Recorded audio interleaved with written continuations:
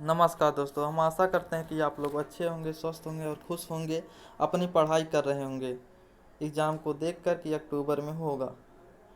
आप लोगों से निवेदन है कि इस सेशन को सभी डीएलएड के छात्राध्यापक तक शेयर करें और जहां भी पढ़ाने में या समझाने में हमें तकलीफ़ हो रही है, आप लोग कमेंट करें जिससे हम सुधार कर सकें। क्योंकि हम पहले यूट्यूब पे नहीं पढ़ाएं, अभी नए हैं। तो देरी न करते हुए हम सेशन की शुरुआत करते हैं। आज हम इस वीडियो में सेंटेंस पढ़ाएंगे और सेंटेंस का पूरा कंप्लीट वीडियो पढ़ाएंगे। आप लोगों से निवेदन है कि कॉपी कलम लेकर बैठें, जिससे सब कुछ टाइप हम नहीं कर पा रहे हैं क्योंकि बहुत समय लग जा रहा है। आप लोग को हम बोलेंगे, आप लोग लिख लीजिएगा, नहीं तो वीडियो रोक कर लिख लीजिएगा। और जो टाइप है इसमें उतना के लिए चाहते हैं तो कमेंट बॉक्स में कमेंट कर दीजिएगा, हम लिंक डाल देंगे। तो हम सेंटेंस की शुरुआत करते हैं। वाक्य वाक्य किसे कहते हैं? तो सेंटेंस दो या दो से अधिक शब्दों का ऐसा समूह जिनके मिलने से अर्थपूर्ण भाव प्रकट हो, वाक्य कहलाता है।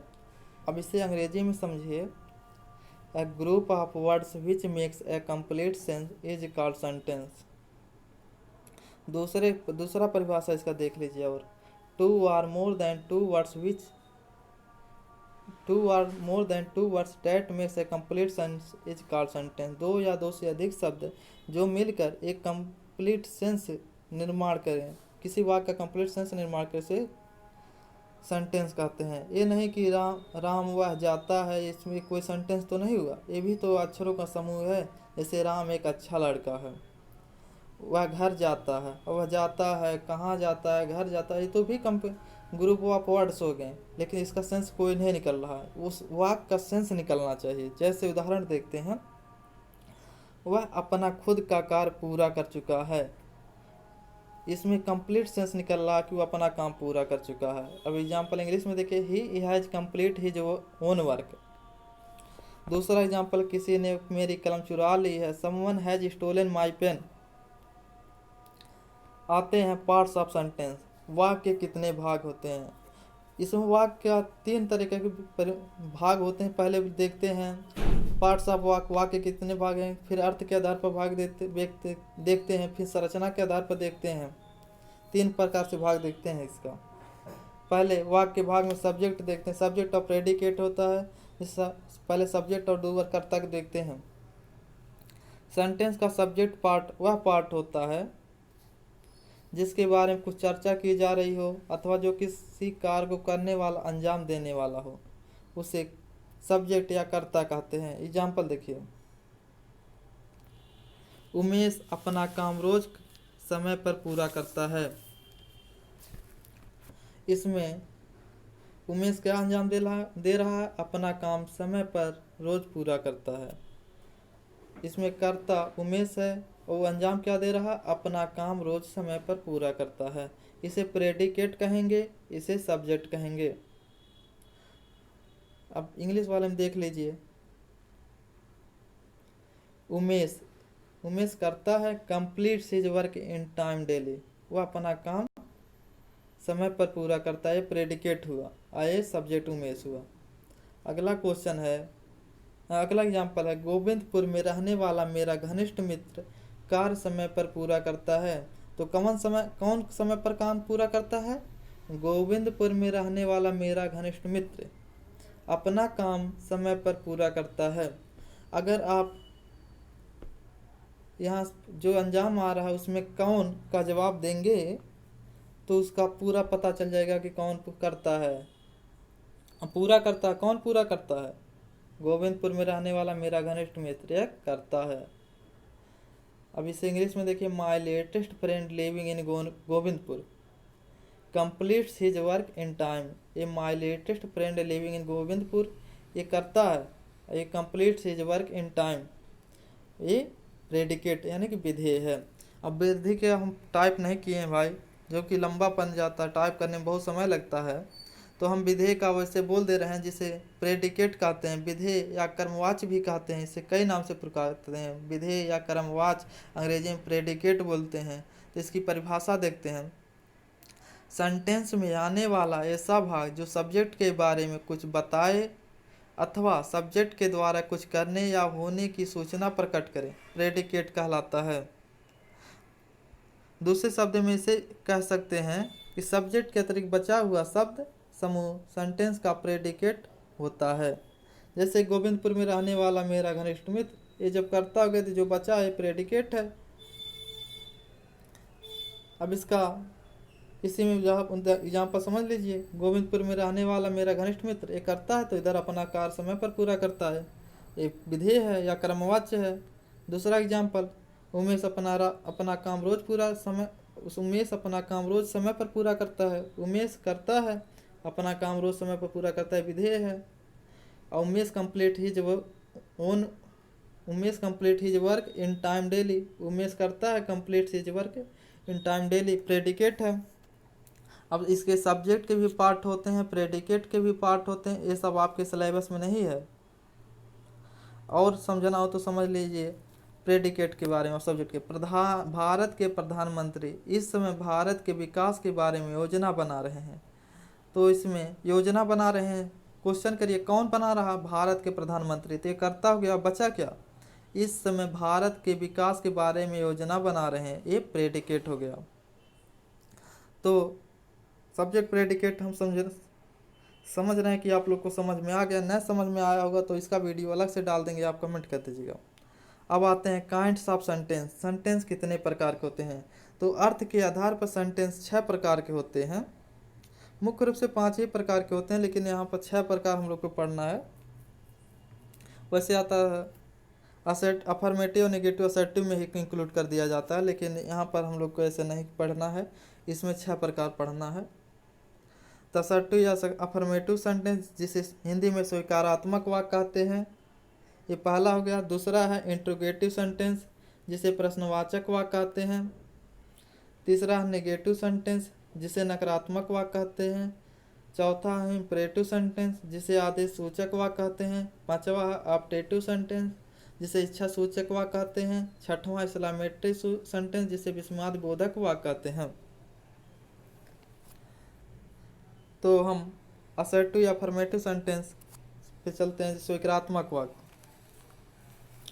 A sentence which makes a statement or a certain is called a assertive या affirmative sentence. एग्जाम्पल देखिए, We have 4 books to read. हम 4 किताब पढ़ने के लिए रखे हैं। Rani is good student, Rani एक अच्छी विद्यार्थी है। Naman is going school daily, Naman school रोज जाता है। अब इसका हिंदी में देख लीजिए परिभाषा, जिसमें स्वीकारात्मक वाक्य हो, जिस वाक्य में नकारात्मक और तो कोई भावना ना हो, उसे स्वीकारात्मक वाक्य कहते हैं। जैसे राम एक अच्छा लड़का है, राम खाना खाता है, ये सब स्वीकारात्मक वाक्य हैं। अब आते हैं interrogative sentence. A sentence which A question is called interrogative. ऐसे वाक्य जो क्वेश्चन प्रकट करे उसे प्रश्नवाचक वाक्य कहते हैं। जैसे what is your father's name, आपके पिता का क्या नाम है? यहाँ प्रश्न खड़ा हो गया ना, ये इंट्रोगेटिव सेंटेंस है। दूसरा को देखिए example, are you student of the school, आप इस स्कूल के विद्यार्थी हैं। Is he going to market, वह बाजार जा रहा है? अगला सेंटेंस नेगेटिव सेंटेंस, तीसरा नेगेटिव सेंटेंस है नो वन। परिभाषा देखिए, no are not used in this sentence, a sentence in which no are not used about anything or anyone is called negative sentence. ऐसे वाक्य जो नकारात्मक की भावना प्रकट करे उसे नेगेटिव सेंटेंस कहते हैं। जैसे राम खाना नहीं खाता, वह बाजार नहीं जाता, वह मंदिर नहीं जाता, ये सब नेगेटिव सेंटेंस के उदाहरण है। अब इंग्लिश में देख लीजिए, Ramesh is not good student, Ramesh एक अच्छा विद्यार्थी नहीं है। Sita is not my student, Sita मेरी विद्यार्थी नहीं है। Gita was not going school nowadays, Gita आजकल स्कूल नहीं जा रही है। आते हैं इंपरेटिव सेंटेंस पे।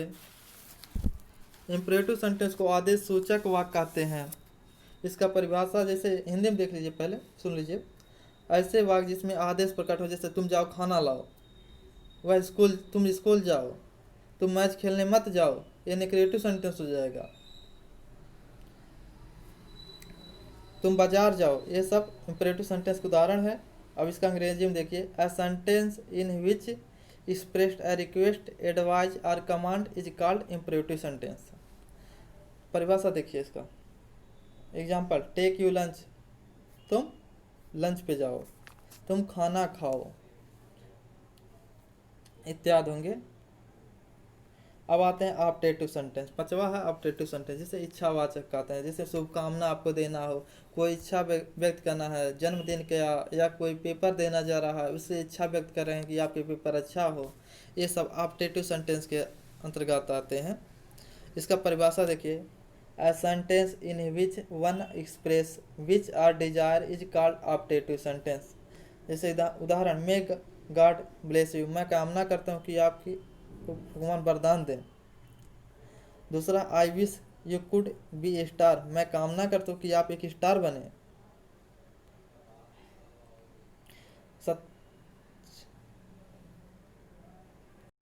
छठवां है एक्सक्लेमेटरी सेंटेंस, गलती से टाइप 7वां हो गया है यहाँ पर। विस्मयास्पद वाक्य, जिसमें किसी के आश्चर्य प्रकट हो, दुख का भाव प्रकट हो, जैसे कोई दुर्घटना हो जाए, ओह कितना बड़ा दुर्घटना है। इससे ऐसे वाक्य को एक्सक्लेमेटरी या विस्मयास्पद सूचक वाक्य कहते हैं। विस्मयास्पद सूचक का चिन्ह ऐसे लगाते हैं, ऐसे, ये विस्मयास्पद सूचक का चिन्ह है। हिंदी में इसे भी पढ़ाएंगे, इसमें भी पंक्चुएशन विराम चिन्ह के बारे में जिक्र है, इसका भी वीडियो हम डालेंगे। तो इसका परिभाषा देखिए, इन ए सेंटेंस स्ट्रांग फीलिंग, मजबूती फीलिंग, जैसे वाह कितना बड़ा दुर्घटना हो गया, बड़ी दुख की बात है, उसकी मौत हो गई, इसमें आश्चर्य प्रकट होता है, वहीं पर विस्मयास्पद चिन्ह लग जाते हैं, इसे विस्मयास्पद बोधक वाक्य कहते हैं। In a sentence strong feeling is expressed is called exclamatory sentence. उदाहरण देखते हैं इसका। हाउ ब्रिलियंट प्रियंका, कितनी ब्रिलियंट प्रियंका है, इसमें विस्मयादिबोधक है, जो कि कामना करते हैं। एलास, बड़ी दुख की बात है, she could not qualify his exam, कि वह अपना एग्जाम में क्वालिफाइड नहीं हुआ। सी के साथ भाई हर आता है, गलती से हिज हो गया, सी के साथ हर आता है, ही के साथ हिज आता है। स्ट्रक्चर क्लासिफिकेशन ऑफ सेंटेंस, संरचना के आधार पर वाक्य भेद। तो संरचना के आधार पर वाक्य 3 प्रकार के होते हैं, सिंपल सेंटेंस, कंपाउंड सेंटेंस और मिक्स्ड सेंटेंस। साधारण वाक्य, संयुक्त वाक्य, मिश्र वाक्य। तो हम पहले चालू करते हैं simple sentence. A complete sentence has only one subject or one predicate and one finite verb is called sentence। इसका हिंदी में परिभाषा देखिए, एक सेंटेंस जिसमें केवल एक ही वर्ब और एक ही सब्जेक्ट और वाक्य जिसका एक ही उद्देश्य और एक ही भविष्यवाणी हो, इन वाक्य को सिंपल सेंटेंस कहते हैं। फिर से सुन लीजिए, आप लोग लिख लीजिएगा, हम इससे टाइप नहीं कर पाए हैं हिंदी के, लंबा बहुत समय लग जाता है टाइप करने, भाई मोबाइल से टाइप करना रहता है। तो सिंपल सेंटेंस का हिंदी में परिभाषा देखिए, अ सेंटेंस जिसमें केवल एक वर्ब और एक सब्जेक्ट हो, या वह वाक्य जिसका एक ही उद्देश्य और एक ही भविष्यवाणी है, इन वाक्यों को सिंपल सेंटेंस कहा जाता है। आप लोग इस वीडियो को रोक कर लिख सकते हैं परिभाषा अच्छे तरीके से, नहीं तो जितना टाइप किए हैं उतना कमेंट करिएगा, हम PDF डिस्क्रिप्शन लिंक में या कमेंट बॉक्स में लिंक भेज देंगे। इसका उदाहरण देख लीजिए, Rashmi is going to school, Rashmi school जा रही है, एकदम सिंपल सेंटेंस है। राम खाना खा रहा है, प्रियंका खाना खा रही है। Golu is playing football, Golu football खेल रहा है। ये सब सिंपल सेंटेंस के उदाहरण होंगे। जैसे रोहन खेलता है, रोहन प्लेज। मीना रन्स, मीना दौड़ती है। श्याम स्टडी, श्याम पढ़ाई करता है। टाइम गोज ऑन, वक्त गुजर रहा है। सीता ईट्स फूड, सीता खाना खाती है। संगीता गोज, संगीता चली जाती है। इत्यादि उदाहरण इसके हैं। आते हैं कंपाउंड सेंटेंस, जिसे संयुक्त वाक्य कहते हैं। इसे एलॉय सेंटेंस, जॉइंट सेंटेंस भी कहते हैं। एलॉय तो मिश्र को कहते हैं। इसका परिभाषा इंग्लिश में देखिए, compound sentence is made up more than one clause. इसे फिर हिंदी में देखिए, एक सेंटेंस जिसमें दो या दो से अधिक उपखंड, क्लॉज मतलब उपवाक्य होता है, और सभी अधीनस्थ होते हैं, इसे सेंटेंस को ज्वाइंट सेंटेंस कहा जाता है। जैसे I picked up motorcycle and went to see the exhibition. दूसरा है Satyam is happy because he got through in his stress test in Sainik school. तीसरा है monkey jumped from the tree and sat on wall. तो इसका उदाहरण और देख लेते हैं दो चार। वह सुबह गया और शाम को लौट आया। He went in the morning and return in the evening. इसमें ज्वाइंट क्या है, और ये दोनों वाक्य को जोड़ रहा है। वह सुबह गया और शाम को लौट आया, ये दोनों वाक्य जोड़ने काम कर रहे हैं। इसे ज्वाइंट सेंटेंस या कंपाउंड सेंटेंस कहते हैं। फ्री भाषा पर झूठ मत बोलो। इसमें इसका इंग्लिश में देखिए, do not lie on dear speech. तीसरा उदाहरण देखिए फिर, मैं बहुत तेज भागा तब भी ट्रेन नहीं पकड़ पाया या पकड़ सका। मैं बहुत तेज भागा तब भी ट्रेन नहीं पकड़ सका। I run very fast even then the train could not catch. एक चीज़ भाई यहाँ पर छूट रहा है, नया है जो आया है, क्या, फाइनाइट वर्ब। फाइनाइट वर्ब किसके, तो वर्ब दो प्रकार के होते हैं, फाइनाइट नॉन फाइनाइट। अब फाइनाइट के भी प्रकार हैं, नॉन फाइनाइट के भी प्रकार हैं, तो हम फाइनाइट के बारे में बता दे रहे हैं। जो फाइनाइट आ ही गया है, वर्ब का चैप्टर आप लोग में है, वर्ब के बारे में बताएंगे। जैसे फाइनाइट वर्ब उसे कहते हैं ऐसी क्रियाएं जिनका प्रयोग टेंस तथा सब्जेक्ट द्वारा सीमित होती हैं, फाइनाइट वर्ब कहलाते हैं। अर्थात अलग अलग सब्जेक्ट तथा टेंस में इनके अलग अलग फॉर्म प्रयुक्त होते हैं। जैसे राम रीड्स बुक, राम किताब पढ़ता है, यहाँ रीड से लगा। अब अगला सेंटेंस है you read book, a book, आप किताब पढ़ते हैं। दोनों सेंटेंस में अलग अलग लगा, पहले में रीड्स लगा, दूसरे में रीड लगा। और उदाहरण देखिए, you right a book, you wrote a book, तुम किताब लिखते हो, तुम किताब लिखते हो, लिखा है। इसमें अलग अलग सेंटेंस लगा। ये प्रेजेंट इंडेफिनिट में आ जाए, एक पास्ट इंडेफिनिट टेंस में है, दोनों में अलग अलग जगह है, इसलिए फाइनाइट वर्ब कहते हैं इसे। अगला है कंपाउंड सेंटेंस, तो हो गया। अब आते हैं कॉम्प्लेक्स सेंटेंस, मिश्र वाक्य, जिसे एलओआई सेंटेंस भी कहते हैं, ALLOY।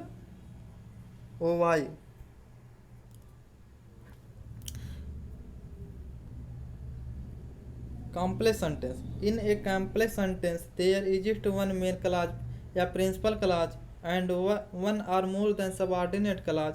A subordinate clause can not stand by itself. Subordinate यानी कि उपवाक्य अपने आप में पर्याप्त नहीं होता है, किसी पर निर्भर रहता है।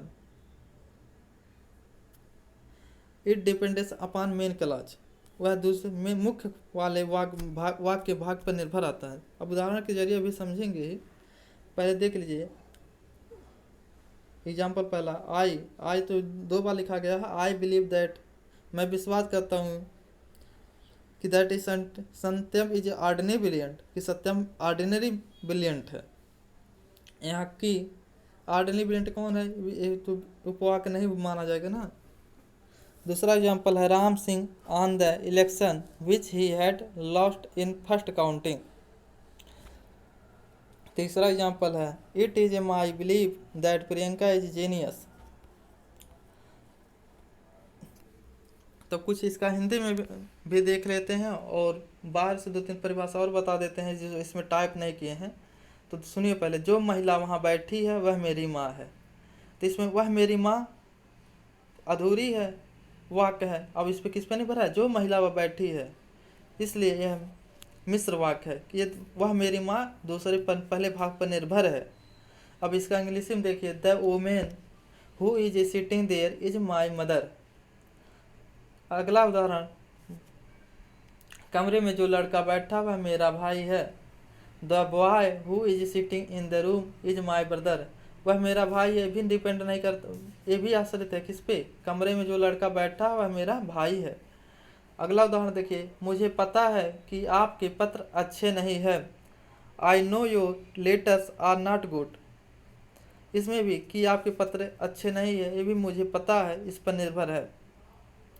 तो मैं आशा करता हूँ कि आप लोग को सेशन पसंद आएगा, और इसे लाइक सब्सक्राइब शेयर करिएगा। कोई भी पढ़ाने में दिक्कत हुई होगी तो कमेंट में कमेंट कर दीजिएगा, और इसका पीडीएफ चाहते हैं तो कमेंट करिएगा, हम डिस्क्रिप्शन लिंक में भेज डाल देंगे। तो आज के सेशन में बस यहीं तक। कोई भी अलग से एक्स्ट्रा पढ़ना होगा, जो पहले से ही पढ़ना चाहते हो आप लोग, वो कमेंट कर दीजिएगा।